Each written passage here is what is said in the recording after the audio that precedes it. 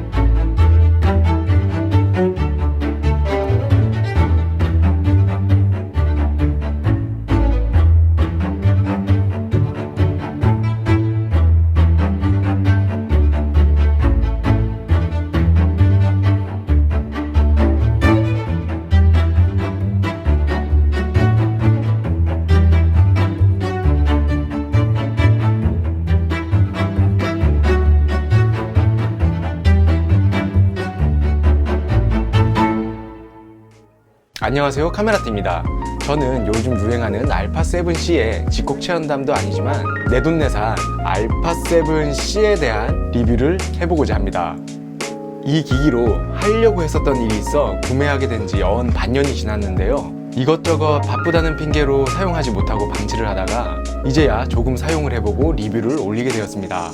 사진기로서 알파7C에 대한 리뷰는 아니고 오직 영상에 관해서만 다룬다는 점을 미리 말씀드리겠습니다. 그리고 이미 많은 분들이 알파7C에 대한 기본적인 스펙이나 사용기들에 대해 많이 말씀을 해주셔서 그런 부분들은 최대한 생략을 하고 제가 사용을 하면서 편했던 점에 대해서 그리고 불편했던 점에 대해서 이야기를 해보고자 합니다. 솔직하게 리뷰를 진행할 생각이니까 끝까지 시청해 주셨으면 감사하겠습니다. 지금부터 알파7C의 장점과 단점에 대해서 알아보겠습니다. 장점 먼저 소개를 해드리자면 우선 첫 번째로 소니 하면은 AF가 칼같기로 정평이 나있죠. 하지만 이번 알파7C부터는 부드럽습니다. 그 말이 무엇이냐? 사진기에서는 칼같이 들어맞는 AF가 그 카메라의 AF의 성능을 좌우하는 중요한 요소나 영상에서만큼은 칼같이 핀이 맞게 되면 그것이 오히려 영상을 집중하는데 방해가 될 수 있고 부자연스러워 보일 수가 있습니다. 하지만 이번 알파7C는 뛰어난 AF와 더불어 스무스하게 핀이 들어맞는 느낌을 조절할 수 있습니다. 이전의 소니의 모델에서는 이러한 부분이 세세하게 설정하기 힘든 부분이 있었는데요. 이번 알파7C부터는 그것이 가능해졌습니다. 그 말은 즉 AF의 속도를 다양하게 조절해서 상황과 환경에 맞게끔 조정해서 사용할 수 있다는 이야기입니다. 만약에 감성적인 샷이 필요로 한데 핀이 칼처럼 들어맞는다. 그러면 정말 어색한 화면이 되겠죠. 하지만 지금 보시는 것처럼 이렇게 서서히 스며들듯이 핀이 맞으면 기호와 상황에 맞는 연출이 가능해졌습니다. 다시 봐도 AF 하나는 정말 끝내줍니다. 뿐만 아니라 알파7C는 리얼 트래킹 AF가 지원되어 한 단계 더 진화된 AF를 사용하실 수가 있습니다. 두 번째는 색감입니다. 색감은 지극히 주관적인 영역이지만 알파7C와 알파7 마크3를 동시에 사용을 한 적이 있었는데 소니가 말하기를 이번 알파7C에는 약간의 컬러 사이언스 개선이 있었다고 합니다. 그래서인지 개인적인 경험으로는 이전에 사용했던 알파7 마크3보다 색감이 조금 더 자연스러워졌다는 느낌을 받을 수가 있었습니다. 물론 크게 바뀐 것은 아닙니다. 동시에 두 기기를 한 곳에 놓고 비교를 할 수 있었다면 정말 좋았겠지만 지금 제 수중에는 알파7 마크3가 떠나고 없습니다. 그래서 알파7C로 촬영한 푸티지밖에 보여드릴 수 없다는 점에 대해서 양해를 부탁드리겠습니다. 자, 그러면 지금 이 알파7C로 촬영한 푸티지 보고 오시겠습니다.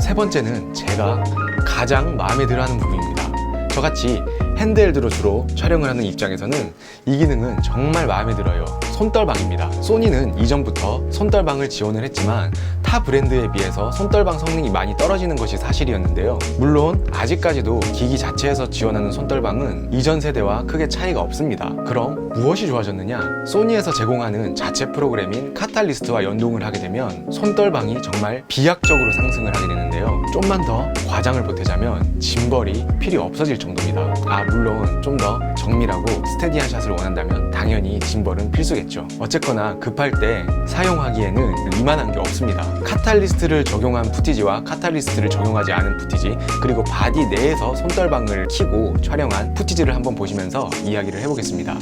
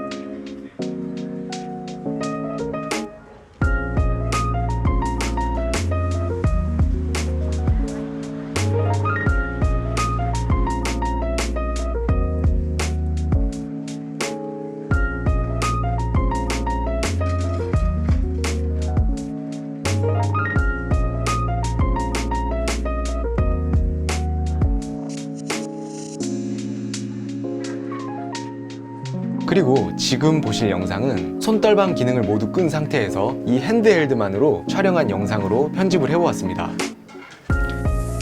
You better turn up.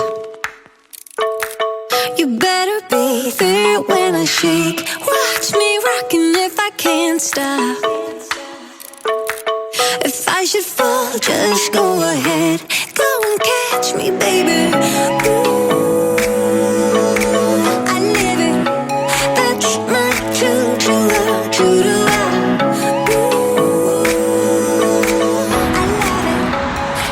지금 스테빌라이저를 끈 상태에서 카탈리스트 보정만으로 편집된 영상입니다. 어떠신가요? 정말 짐벌을 사용한 것처럼 스무스하고 스테디하게 촬영이 되지 않았나요? 이것이 바로 카탈리스트의 힘입니다. 아마 제가 봤을 때 이 기능이 이전 모델인 알파7 마크3와도 가장 구분될 수 있는 점이 아닌가 생각이 됐는데요. 아쉽게도 알파7 마크3는 바디 내에 자이로 센서가 탑재되어 있지 않으므로 이 기능을 사용을 할 수 없지만 알파7C는 자이로 센서가 탑재가 되어 카탈리스트와 연동을 해서 소프트웨어적으로 손떨방 보정을 사용을 할 수가 있게 되었습니다. 우리가 흔히 영상 편집 툴에서 제공하는 스테빌라이저 기능을 활용했을 경우에 푸티지에 따라서 시공간이 굉장히 울렁이는 현상을 많이 목격을 하셨을 텐데요. 카탈리스트의 손떨방 보정은 자이로 센서에 기록된 데이터 값을 근거로 보정이 이루어지기 때문에 그러한 증상이 전혀 없이 깔끔하게 보정이 됩니다. 하지만 카탈리스트라고 해서 완전한 무적은 아닙니다. 카탈리스트로 보정을 할 경우에 약간의 화질 열화와 크롭이 발생을 하며 크롭 비율은 매뉴얼을 이용해서 사용자가 직접 조정을 할 수도 있는데요. 제가 사용하는 기준에서는 88에서 92만 갖다 놓아도 충분한 손떨방 효과를 기대할 수가 있었습니다. 이 기능만큼은 정말 추천을 하니 꼭 한 번은 사용을 해보시기를 바라겠습니다. 그리고 사용을 하실 때 주의하실 점이 하나 있습니다. 촬영을 하실 때 셔터 스피드를 너무 낮게 설정을 해놓는다면 모션 블러로 인한 화면 잔상이 생길 수도 있습니다. 이를 방지하기 위해서는 셔터 스피드 125 이상 두는 것을 권장합니다. 그리고 네 번째 장점은 저조도 환경에서의 알파7C인데요. 소니 카메라는 제가 굳이 설명을 하지 않아도 야간 저조도에 굉장히 강한 거는 다들 아시잖아요. 야간이라 할지라도 주변에 가로등만 어느 정도 존재를 한다면 굉장히 깨끗한 푸티지를 얻을 수가 있습니다.